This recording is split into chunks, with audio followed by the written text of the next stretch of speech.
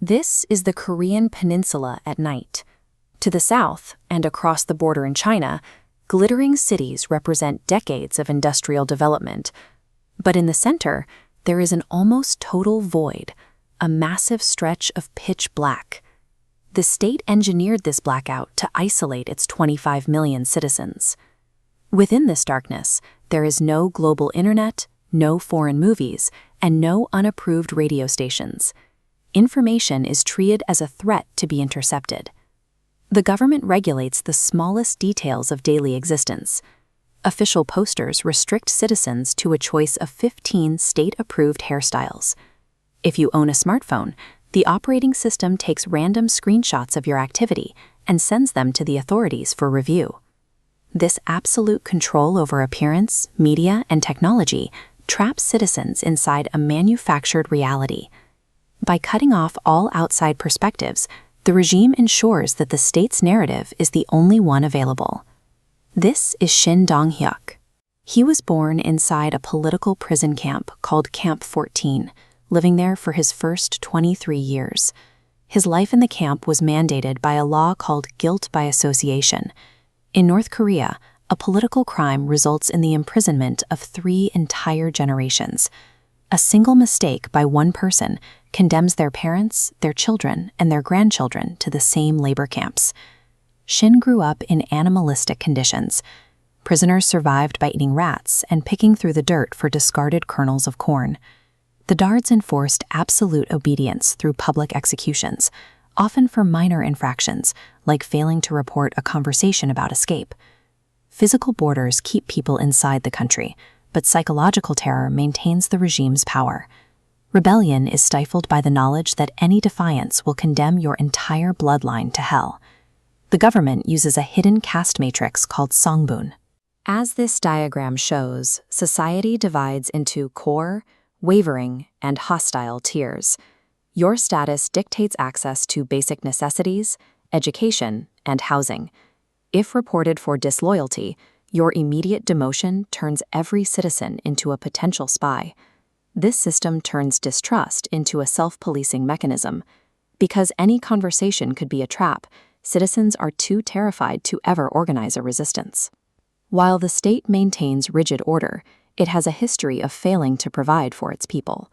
These children were photographed during the 1990s, when the collapse of the Soviet Union triggered a nationwide catastrophe. Without cheap food and oil from Moscow, the economy crashed. Families hunted frogs and ate wild grass to survive, but millions still perished from starvation. It remains one of the largest man-made catastrophes in modern history. Despite this suffering, the government prioritized military spending. Funding was diverted into nuclear weapons and military pageantry. To keep these programs running, the state became a global center for cybercrime and cryptocurrency theft, stealing billions to sustain its power.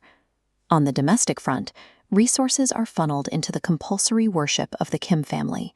Every citizen must display these portraits in their home.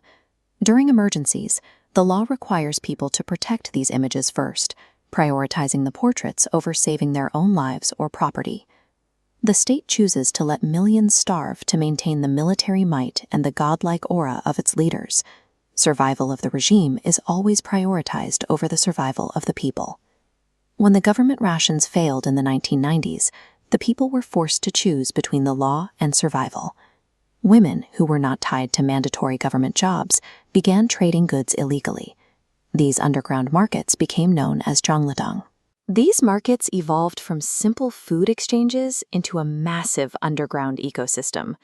Today, they are the primary source of income for most families, providing everything from medicine and clothes to luxury goods smuggled across the border.